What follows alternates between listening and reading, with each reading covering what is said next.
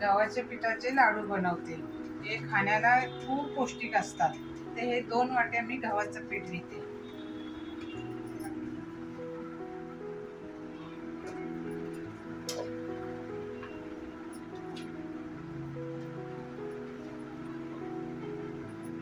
दोन वाट्या आपल्याला गव्हाचं पीठ मळून घ्यायच्या वाट्या. या असे भेटतात वाट्या घ्यायचं. त्याच्यात ही छोटी वाटी बारीक रवा आहे. बारीक रवा जर तुमच्याकडे नसला तर जाड रवा असेल तर तो जाड रवा मिक्सरच्या भांड्यामध्ये बारीक करून रवा घ्यायचा त्याचा. हा रवा आणि गव्हाचं पीठ. आता हा मी दूध घेतलाय, रूम टेम्परेचरचं दूध आहे. ते आता आपण भिजवून घेऊया. आपल्याला ह्याच्या पुऱ्या बनवायच्या.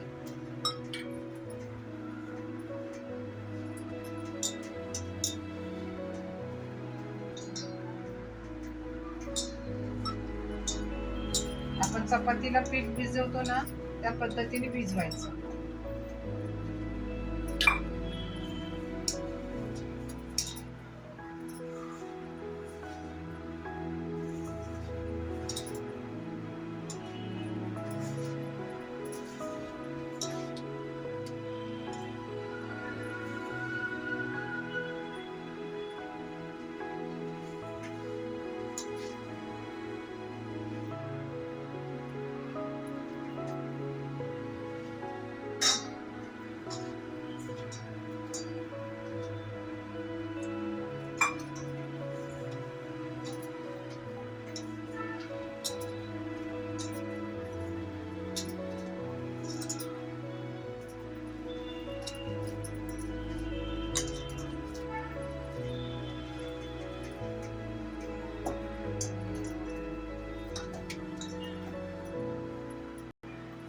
आता हे आपलं मळून झालेलं आहे पीठ.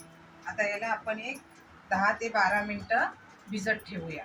बाकीची आपण दुसरी तयारी करूया. आता हे मी भिजत ठेवते. इथे मी एक कढई घेते, गॅस चालू केला.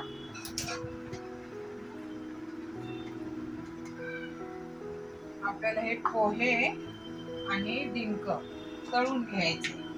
त्याच्यासाठी मी आता हे कढईमध्ये तूप घालते.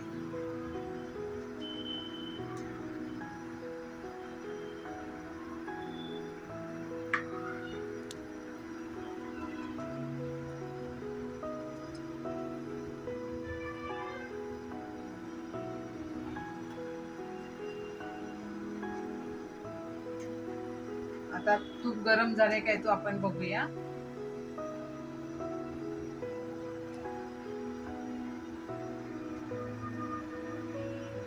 गरम झाले, वरती यायला लागले ना. तर पहिला आपण डिंक तळून घेऊया. डिंक चांगला फुलला पाहिजे, नाहीतर दाताला लाडू खाताना दाताला चिकटत राहील. म्हणून डिंक चांगला फुलवून घ्यायचा.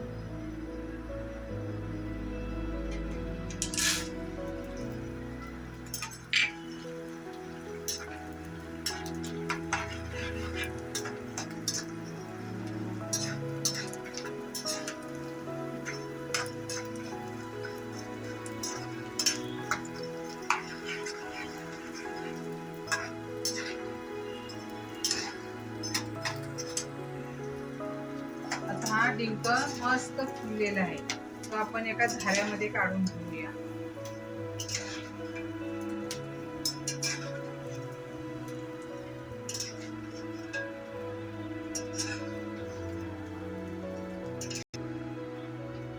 आता हा डिंक आपल्याला फ्राय करून घेतला. आता एका आपण परातीमध्ये काढूया.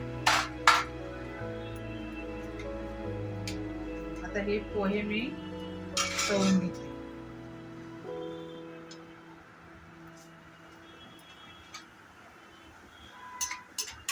गॅस मी मीडियम ठेवलाय. पोहे पण आपले तळून होत आहे. पोहे पण आपण झाऱ्यामध्ये काढून घेऊया. हे आपले पोहे पण तळून घेतले. आता दुसरे परत मी पोहे टाकते. पोहे करपून द्यायचं नाही, कुठचंही साहित्य करपून द्यायचं नाहीये.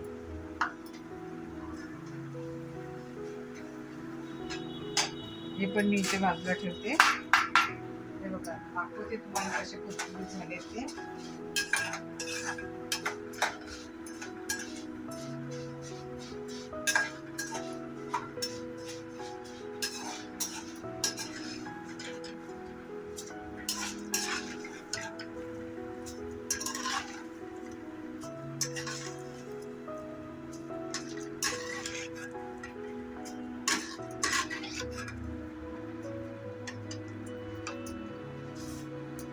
थोडे थोडे पोहे तळायचे.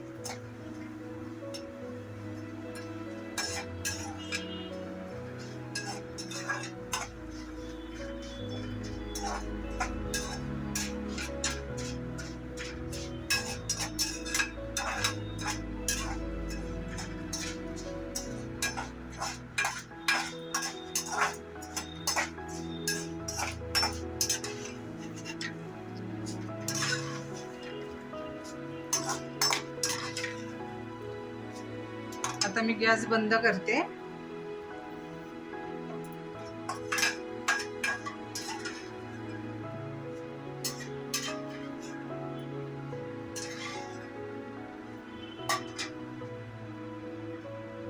हे आपले पोहे तळून झाले. बघा हे असे कुरकुरीत होतात पोहे. हे बघा आवाज येतोय ना, हा डिंक बघा. आणि हा डिंक असा शिजून घ्यायचा चांगला. पाहिजे तर मिक्सरच्या भांड्यामध्ये टाकून तुम्ही घेतला बारीक करून तरी चालेल. आता ह्याला आपण थोडं थंड करून घेऊया.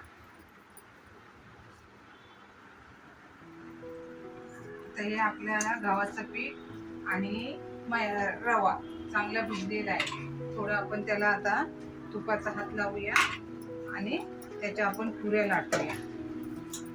आपल्याला या पुऱ्या तळायच्या आहेत.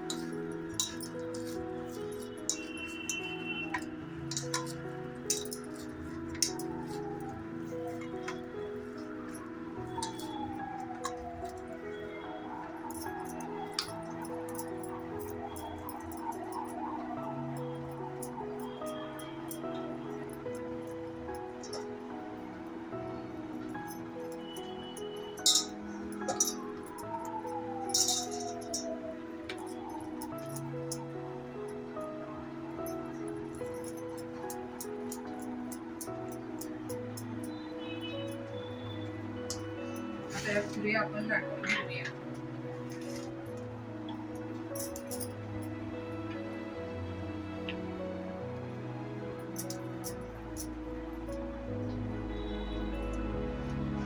कशाला लाटा असं काही नाहीये. आपल्याला ते तळायचे आहे ते मिक्सर मध्ये परत त्या बारीक करायचे. आता इथं आपल्याला तेल तापलेलं आहे.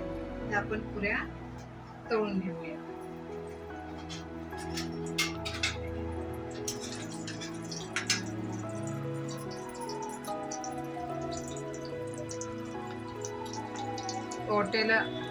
ओट्याला जर चिकटत असेल थोडं तेल नाही तर तुपाचा हात लावून पुरी लाटून द्या. थोडं लाटण्याला तेल लावा म्हणजे चिकटणार नाही.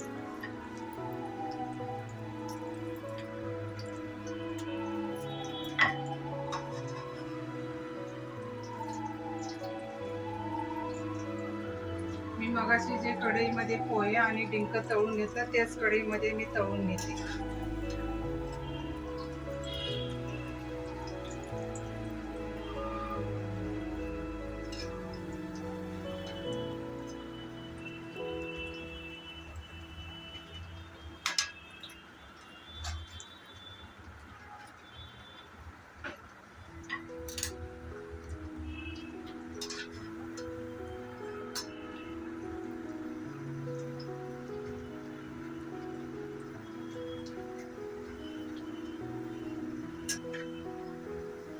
हे बघा ही पुरी फुटलेली आहे. चालते आपल्याला असं काही नाहीये. फक्त ती चांगली तळलेली पाहिजे. आता हिला मी टोचे नव्हते मारले. आता ह्या पुरीला असे टोचे मारून घ्यायचे सुरीने. म्हणजे ती पुरी फुगणार पण नाही आणि कुरकुरीत होईल. असे टोचे मारून घ्यायचे.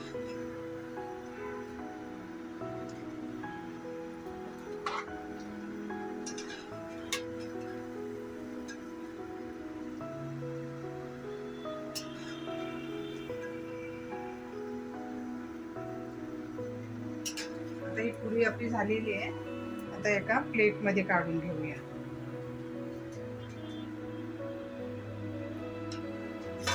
हे बघा कुरकुरीत झाले, गरम आहे. हे बघा आता दुसरी करून घ्या. अशा सगळ्या पुऱ्या मी तळून घेते.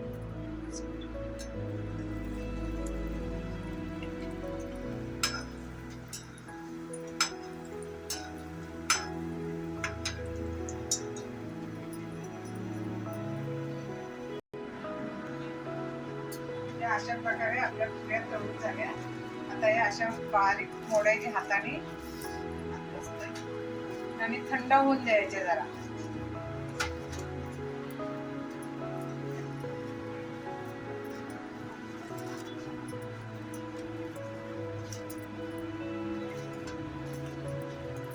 थंड व्हायला पाहिजे.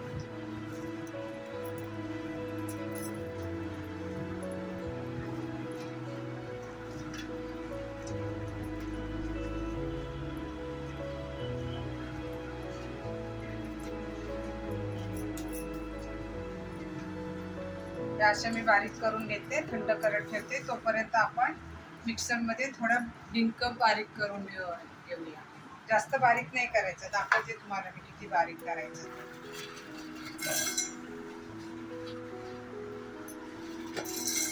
पहिला डिंक बारीक करू आणि थोडेसे पोहे हाताने माझे चुरून घेऊ. हे अशा हाताने पोहे चिरून घेतले. हे बघा मिक्सर मध्ये टाकले तर खूप बारीक होईल, मग चुरचुरीपणा आणि कुरकुरीत होणार नाही लाडू.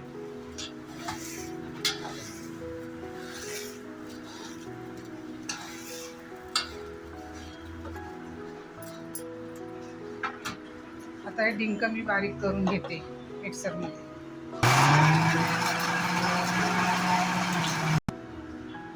हा आपला डिंक बारीक झालाय. अशा प्रकारे करायचं. थोडस रव्यासारखं असं करून घेतलंय. एकदम जाडा पण नाही, बारीक पण नाही. आता आपण पोह्यामध्ये मिक्स करूया.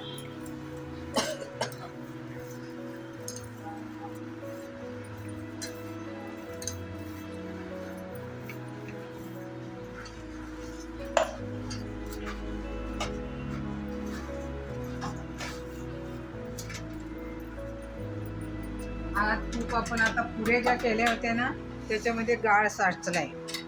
पोहे वगैरे आपण भाजून तळून घेतले ते, तर तो तूप न टाकता, कशात न वापरता आपण लाडवामध्येच वापरतो. ते आपण तूप गाळून घेऊया एका ज्याच्या चाळणीने, म्हणजे तो लाडवाला उपयोगी पडेल.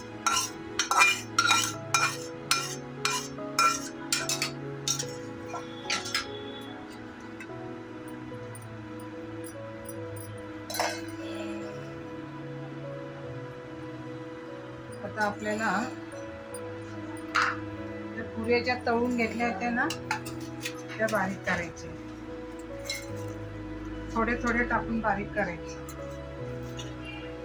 एकसाथ फिरवायचा नाहीये मिक्सर एक साथ फिरवायचा नाही, पण चालू करून फिरवायचा.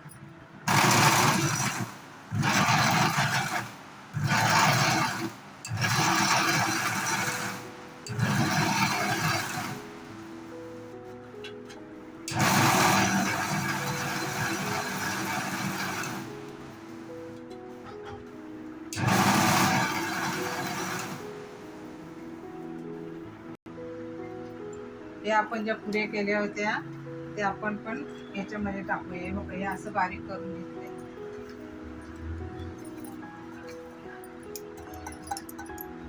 आता हे राहिलेल्या पुऱ्या मी परत मिक्सर मध्ये टाकून घेते.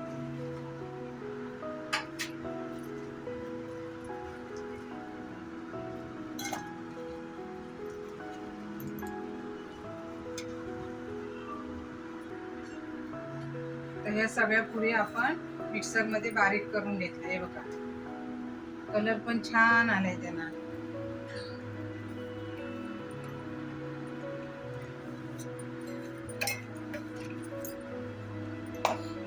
आता ह्याच्यामध्ये आपल्याला ही खारीक पावडर आहे.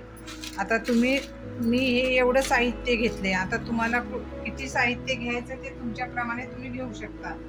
मी आता कमी जास्त घेतलंय ते तुम्ही बघायचं.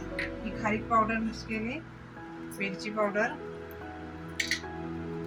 दूध पावडर ना वापरली तरी चालेल, पण मी वापरते, आम्हाला दूध पावडर आवडते. ड्रायफ्रूट याच्यामध्ये मी काजू, पिस्ता आणि बदाम हे घेतलेले आहे. हे बघा, हे सुद्धा तुम्ही वापरा ना वापरा ते तुमच्यावर. आणि हा मी खोबरं घेतलेलं आहे. ही पिठी साखर. आता पिठी साखर एवढी मी घेतली, पण लागली तर परत थोडी मी घेणार आहे. आधी थोडीशीच घेतली, आता एकदमच गोड होईल.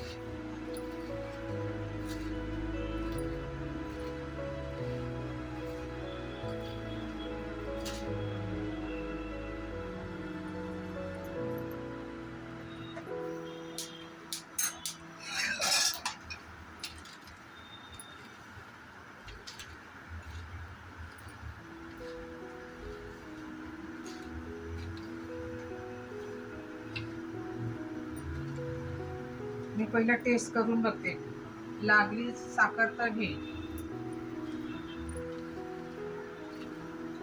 थोडीशी लागेल, कारण आम्हाला गोड लागतं. आम्हाला गोड जास्त लागतं, म्हणून साखर याच्यामध्ये मी 1 वाटी घेतली, ती पुरी नाही झाली म्हणून मी अजून 1 वाटी साखर घेतली, कारण आम्हाला गोड भरपूर लागतं. आता इथे मी कढई गरम करून फक्त घेतली, गॅस बंद आहे.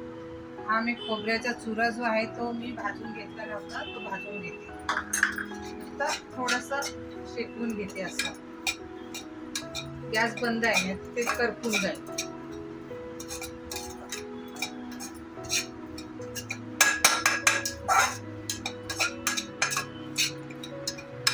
थोडंसं कलर बदली व्हायला पाहिजे खोबऱ्याचा.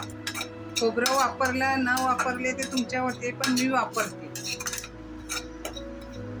सगळ्या साहित्याने टेस्ट पण छान येते. दूध पावडरने तर भयंकर टेस्ट बदलते लाडवांची, म्हणून दूध पावडर टाकते मी. प्रत्येक लाडवामध्ये माझे थोडी तरी दूध पावडर असतेच. बघा, थोडासा कलर बदली झाला ह्याचा. मगाशी किती सफेद होता आणि आता बघा. म्हणून कढई गरम करायची आणि भाजायचं, नाही तर मग काळा पडतो. आपल्याला काळा वस्तू त्याच्यात वापरायचीच नाही. माझं बघा काळा अजिबात नाही साहित्य झाले. आता याच्यामध्ये मिक्स करते.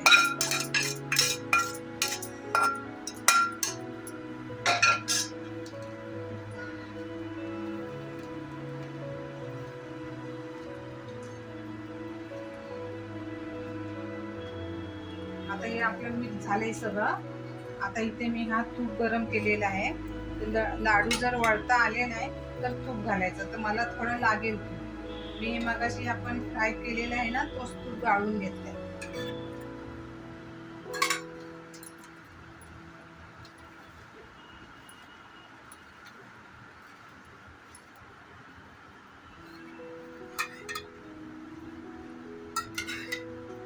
आणि तूप गरम करूनच घ्यायचं, थंड तूप नाही टाकायचं त्याच्यामध्ये.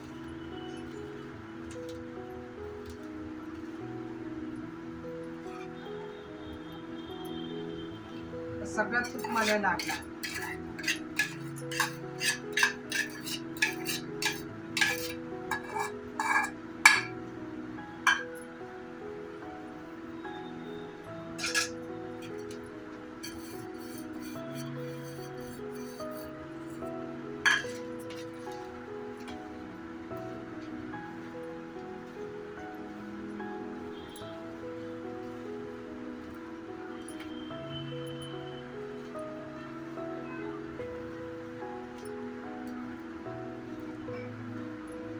एकसारखे लाडू तुम्हाला जर बनवायचे असतील तर एका वाटीमध्ये घ्यायचं असे आणि असे एकसारखे लाडू करायचे. छोटी वाटी घेतली तर छोटे लाडू होतील, मोठी वाटी घेतली तर मोठे लाडू होतील.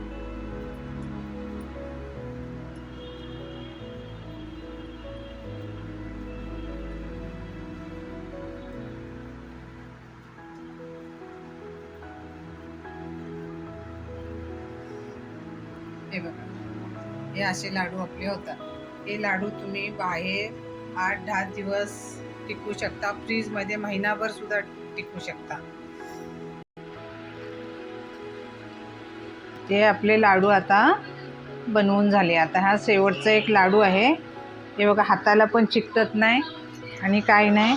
जास्त लाडू बनवायचे असतील तुम्हाला तर कोणतरी हाताशी एक माणूस घ्यायला पाहिजे तुम्हाला.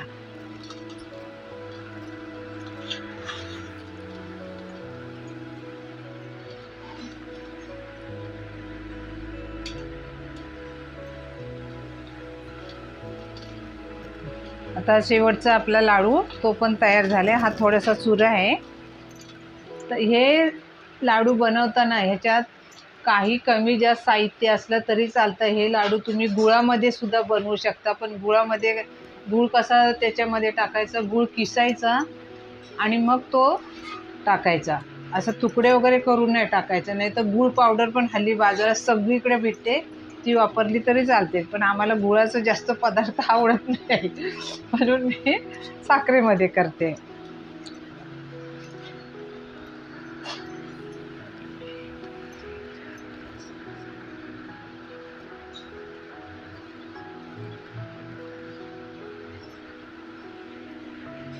हे 2 वाट्यांचा जो प्रमाण मी तुम्हाला दाखवला त्याचे 25 लाडू झाले.